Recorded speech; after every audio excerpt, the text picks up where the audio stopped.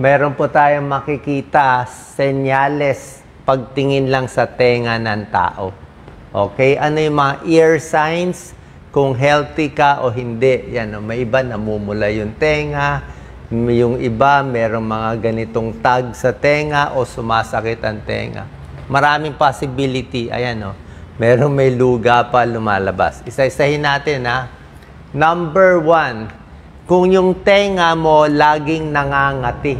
Diba? Very common yan. Maraming nangangati. Pag nangangati, maraming possibility, pwedeng may fungal infection. Yung pag nililinis mo yung tenga mo, may lumalabas na parang balat-balat na flaky, maputi-puti. Pwedeng fungal infection yan, pwedeng candida or aspergillus. Pwedeng may white na lumalabas or wala. Minsan masakit-sakit din ang tenga. Pag nangangati ang tenga, pwede rin parang balakubak yan. Okay? Parang balakubak yan, seborrheic dermatitis. Ang seborrheic dermatitis, nagbabalakubak dito sa may patilya, pati sa tenga, pati sa loob. Yung mga may psoriasis, may eczema, minsan umaabot sa tenga. Ito po, yung mahilig mag-earbuds, nakikinig ng music. Diba? Minsan kinikinig ng kinig, hindi malinis, napapasok yung infection, nagkakaroon ng fungal infection. Yung mga gumagamit ng hearing aid, pwede rin. Or yung may sabon na masyadong nakakadry, hindi rin maganda. So, maraming causes. Pag nangangati ang tenga, pupunta tayo sa ENT doctor. Huwag tusok-tusukin ng cotton buds or posporo, baka mabutas ang eardrum. Number 2, tingnan nyo maigi, red ears. Okay? May taong ganyan, di ba? Red ear syndrome. Yung iba, emotion lang, napapahiya, o natutuwa, namumula yung mukha, namumula yung tenga. Pero may tao, pag namumula, sumasakit din. Masakit yung tenga, parang burning sensation. Pwede rin sa mga nagme-menopause. Nagme-menopause, nag-hot flash, hormonal change, meron din namumula ang tenga. Yan, why are my ears red? Why are my ears hot and red? Pwedeng emotion, hindi niya makontrol. Pwede environment, mainit. Pwedeng menopause, hormonal changes. Baka may gamot iniinom, meron ding red ear syndrome. Actually, hindi naman dapat to delikado, pero pwede magpatingin sa dermatologist. Okay? Derma or ENT doctor. Kung laging namumula at sumasakit yung tenga. Meron din namumula na merong hemangioma. Alam niyo hemangioma? Parang strawberry yun. Parang maliit na strawberry. May tumutubo dito. Meron din ganun nangyayari. Red ears. Number 3. Pakita mo, Doc Lisa. Creased earlobes. Ito, may linya. Check nyo sa salamin kung may linya kayo. Okay? Alam namin itong bilang internist at cardiologist. Tawag namin dyan Frank sign. Sign of, ayon sa research, connected sa sakit sa puso, bara sa ugat sa puso. Merong ganyan. Okay? May possibility. Sasabihin mo, Doc, anong connection nitong linya sa tenga sa sakit sa puso? Sa pag-aaral, nakita nila, mas maraming tao na may ganitong linya, mas mataas yung chance magkasakit sa puso. Hindi 100%. Ibig sabihin, anong explanation? Sabi nila yung mga maliliit na mga ugat, maliliit na blood vessel, yung elastic tissue, medyo parang humihina, rumurupok yung mga lining ng ugat natin, pati yung lining ng puso, rumurupok. Kaya pag tumatanda, nagkakalinya. So, ibig lang sabihin nito, higher risk for heart disease, maging mas healthy, huwag manigarilyo, kumain na mas masustansya, kung meron kayo ganitong linya. Napapansin ko pag tumatanda creased earlobe, Frank sign. Meron po yan. Number 4 out of 12, ear pain, yung laging masakit ang tenga. Okay? Pag masakit ang tenga, pwedeng galing sa ipin. Okay? Toothache. Pwede rin masakit ang tenga, natulog tayo, nagising, teeth clenching. Hindi mo alam, sobra kang stress, nguya ka ng nguya. Pwede rin masakit ang tenga, TMJ, temporomandibular joint syndrome. Yung may problema dito, yung connection, kaya masakit dito. Okay? Meron din pwedeng may tonsillitis. Pero syempre, pag ear pain, ayaw natin. Baka merong bukol. Pwede rin may bukol. Ayan, no, ba't sumasakit ang tenga? Pwedeng sinusitis, pwedeng ipin, pwedeng may tutuli sa loob, hindi natin masabi, or pwedeng may bukol. Kung sobrang sakit ang tenga. Number 5, may nana, lumalabas, madilaw. Diba? Minsan madilaw talaga yung earwax natin, pero yung may nana na may amoy, diba? Yung may amoy na lumalabas, lalo na sa bata, minsan, diba, may lumalabas. Pwedeng butas ang eardrum. Bakit nabutas ang eardrum? Pwede yung otitis media. Infection sa tenga, nag-umpisa minsan yan as sipon eh. Sipon-sipon, infection sa tenga, gano'n nangyari. Ruptured eardrum. Okay? Pwede ring na-trauma. Okay, baka napalo, natusok. Pwedeng tinusok man ng cotton buds o yung mga bata kung ano nung posporo pinasok. Delikado po yan. Ang lambot lang ng eardrum natin. Ang bilis mabutas yan. Pag nabutas ang eardrum, minsan di na naghihilom. Swimmer's ear, nag-swimming sa dagat, madumi. Yan ang pinasok. Dermatitis, pwede rin. Yan ang mga causes ng nana sa tenga. Ito po, tingnan mo, Doc Lisa, ear tag. May mga taong may ear tag. Ayan, Ang tawag dito medically, pre-auricular skin tag. Dito sa labas ng tenga. Pinanganak pa lang yung baby, may ear tag. Ito, ear tag. Yung iba, may butas pa. May butas. Ano nangyayari? Bali, genetic yan.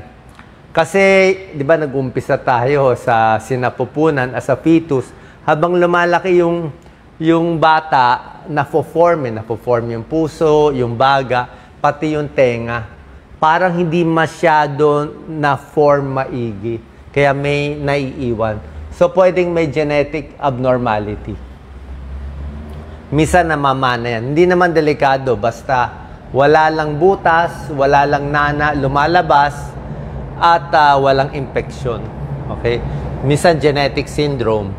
Or minsan connected sa problema sa sinus tract problem. Baka may butas, may connection dun sa sinus eh. So, titingnan din. Okay? Yung iba tinatanggal kung masyadong malaki. Pero otherwise, hindi naman delikado yan. Ear tag or pre-auricular skin tag ang tawag. Ito, number 7. Ako, sa mga boksingero, wrestler, very common. Pag may nakita kayong ganito, tawag nila dyan cauliflower. Parang cauliflower ear. Halos maraming wrestler. Tingnan mo ito, mga sikat na mga wrestler, boxer. Si Conor McGregor. Ayan, lahat sila may cauliflower ear. Ibig sabihin, kakasuntok, kayo na lang tumingin ng picture sa Google, medyo very sensitive talaga. Iba pa nagsuntukan yung mga wrestler, dugo-dugo talaga yan. Pag nadugo, napunit, magko-cauliflower yan, nagdi-dehydrate. Actually, dinedrain pa yan eh. Tinutusok, nilalabas yung nana. Oo.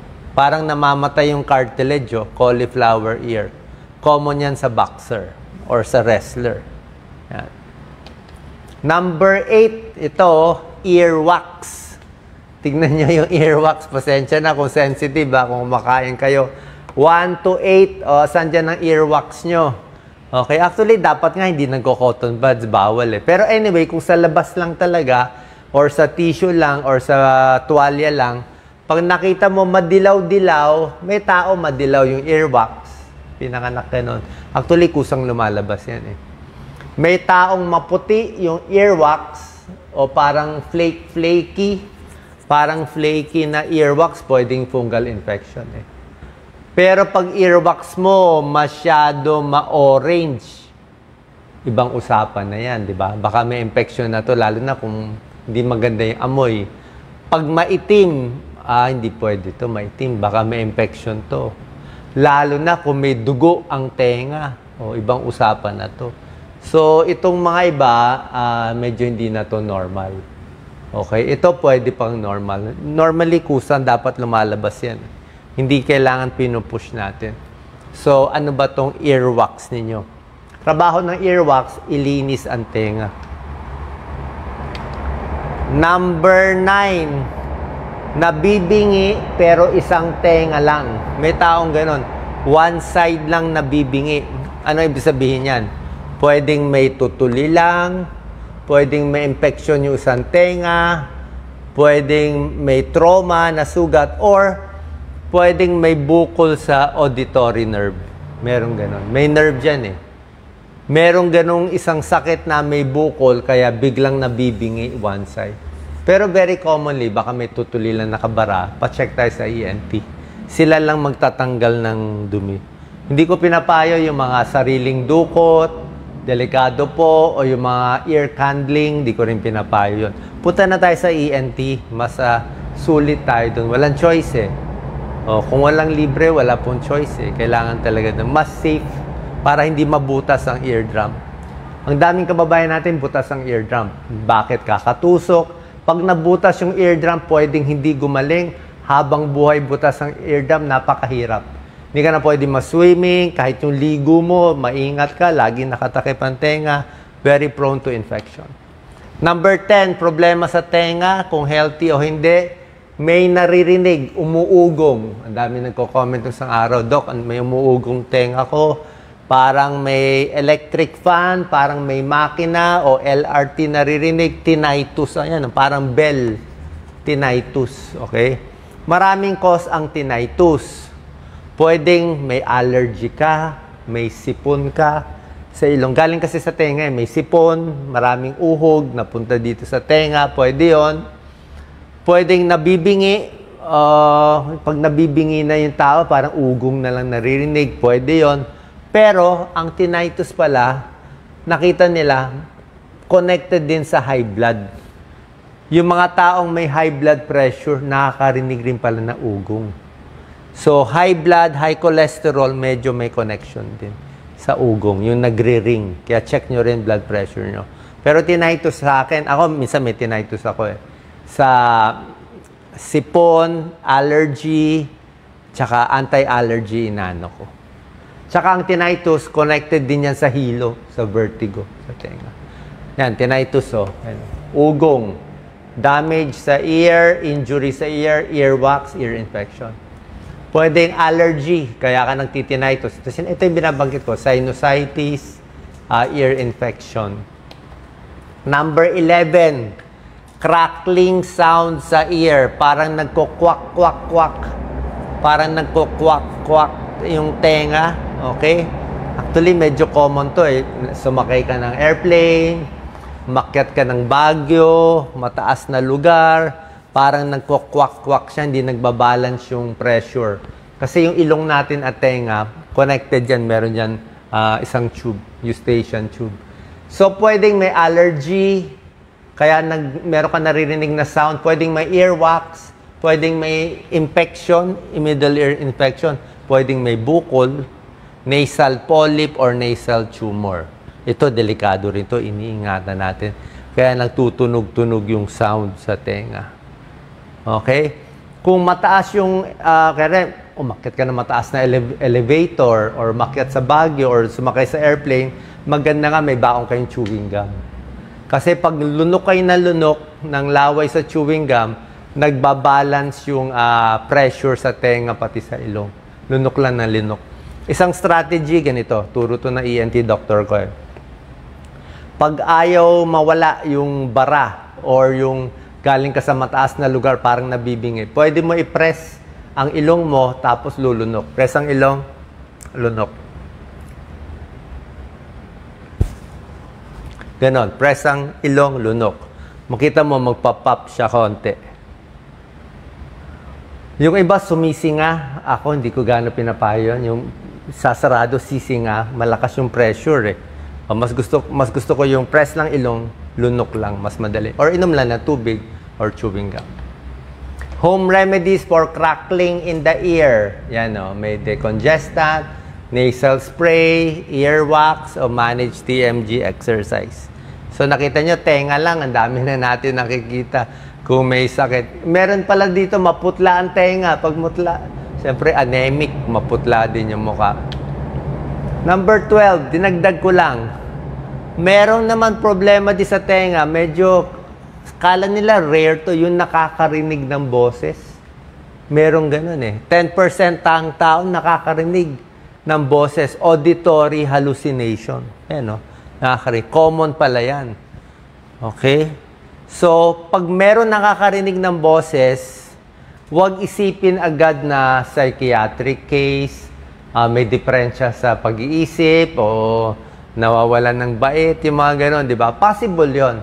Merong mga schizophrenia, psychosis na talagang nakakarinig, pero maraming ibang dahilan pala na normal lang, na minsan parang may naririnig kang nagbubulong sa'yo na ibang tao. Okay? Pag namatayan ng mahal sa buhay, very close, asawa, magulang, sa sobra kang lungkot, parang naririnig mo siya o naririnig mo siya. Head injury, sobrang stress, nagdodroga, nagsashabu, nagko-cocaine, isang symptom yun, nakakarinig. Alak, alcoholic withdrawal, nakakarinig din. Okay, so yung mga masyadong depressed, kulang sa tulog, okay, puyat ng puyat, parang may nakikita, may naririnig. Yung Parkinson's disease, yung mga dementia, yung nag-uulyanin, sasabihin nila nanay, uy, may nakikita ako, may naririnig ako, wala naman. So, pwede rin yan na naririnig nila. Okay? Sana po nakatulong to. Red ear, ear tag, ear crease, ito yung mga kakaibang mga nakikita natin sa tenga tungkol sa inyong kalusugan. Salamat po.